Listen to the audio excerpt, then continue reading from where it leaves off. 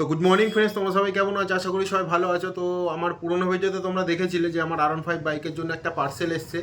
তো সেই পার্সেলটা আজকে আনবক্সিং করব। তো ভিডিওটা দেখতে থাকো, সাথে থাকো। তো ফ্রেন্ডস, পার্সেলটা দেখে নাও। এটা হচ্ছে বিল মানে এটা ডেলিভারির যে ট্যাগ থাকে সেটা।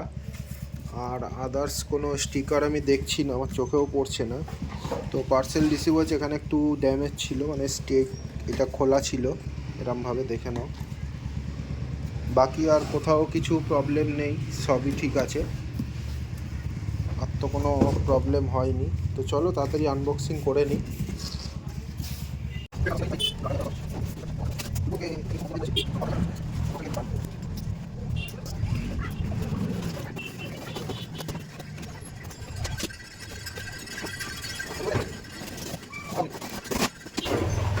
এখানে দেখে যে এখানে দিয়েছে এটা একটা প্যাকেট প্লাস্টিকের মধ্যে।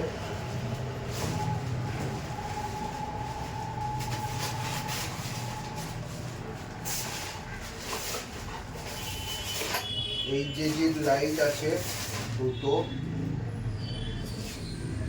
তো দেখে নাও।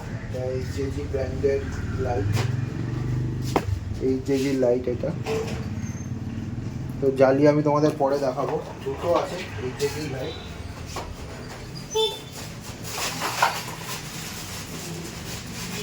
এটা আছে আমাদের ভাইজার,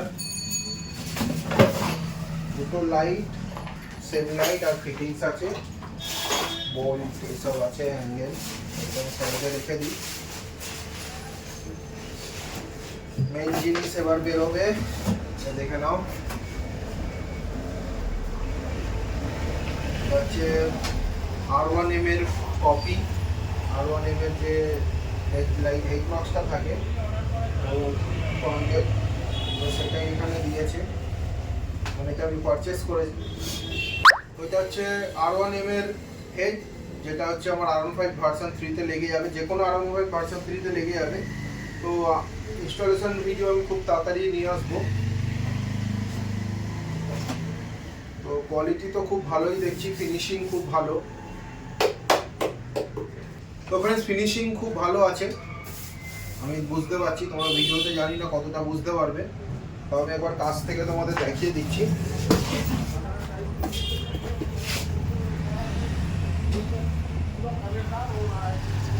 তো ফিনিশিং দেখতে পাচ্ছ, খুব সুন্দর ফিনিশিং আছে। ওইটা আমি পেইন্ট করাবো, আগে ফিটিং করব, ফিটিং করার পরে তারপর পেইন্ট করাবো। তো সেই সব ভিডিওগুলো খুব তাড়াতাড়ি আসতে চলেছে। তো ফ্রেন্ডস, তোমরা দেখলে আমি R15 এর আবার একটা নতুন মডিফিকেশন করতে চলেছি। তো এটা আমি করব কদিন পরে, কারণ আমার এখন একটু প্রবলেম আছে। আমার এই বক্সটা বানাতে হচ্ছে, এটা বাড়ির মানে পার্সোনাল ইউজের জন্য। বাড়িতে নানা রকমের আমাদের প্রোগ্রাম হয়, তার জন্য আমি ভাবলাম আবার দোকান থেকে কেনার থেকে আমি নিজে বানাই। আমার খুব ভালো লাগে এই কাজগুলো করতে, তা আমি নিজেই সব মাল মেটেরিয়ালস কিনে বানিয়েছি। তো তোমাদের আমি দেখিয়ে দেবো যখন বানানো কমপ্লিট হয়ে যাবে। তো আশা করি পরের ভিডিওতেই তোমরা দেখতে পাবে বক্সটা। তো ফ্রেন্ডস, এটা আমি পারচেস করেছিলাম মোটো অ্যাস্থেটিক্স থেকে। তো সেখান থেকে আমি পারচেস করেছি, তার কোয়ালিটিটা আমার একটু খুব ভালো লাগলো ভিডিওতে দেখে। তো সত্যি তাদের প্রোডাক্ট খুব ভালো, আমি কোয়ালিটি দেখলাম। অন্য আমি অনেক জায়গা থেকে অনেক কিছু বাইকের পার্টস অর্ডার করেছি, তোমরা জানো। আমার বাইকের সাইডের যে একটা এক্সট্রা যে প্যানেল নাট অ্যান্ড বোল্টস থেকে অর্ডার করেছিলাম।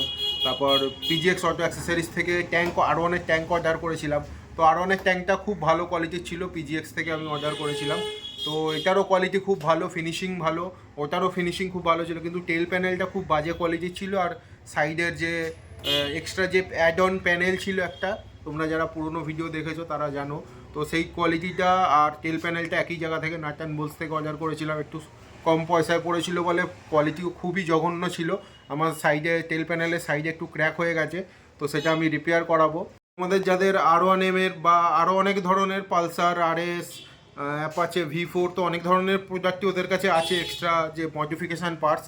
তো তোমরা ভিডিও দেখতে পারো, মোটো অ্যাস্থেটিক্স বলে একটা ইউটিউব চ্যানেল আছে, মোটো অ্যাস্থেটিক্স, আমি লিঙ্ক ডেসক্রিপশানে দিয়ে দেবো। তো তোমরা সেখান থেকে গিয়েও দেখতে পারো। তো দেখো, তোমাদের যা যা লাগবে ওখান থেকে পারচেস করে নিতে পারো, খুবই ভালো কোয়ালিটির দিচ্ছে, ফিনিশিংও খুব ভালো। তো আমি এখানেই শেষ করবো। তোমাদের যদি ভিডিওটা ভালো লেগে থাকে অবশ্যই লাইক করো, চ্যানেলটিকে সাবস্ক্রাইব করো, আর কমেন্ট করে জানিও ভিডিওটা কেমন হলো। আর যারা নতুন দেখছো তারা অবশ্যই চ্যানেলটিকে সাবস্ক্রাইব করে নিও। তো দেখা হচ্ছে পরবর্তী ভিডিওতে, টাটা।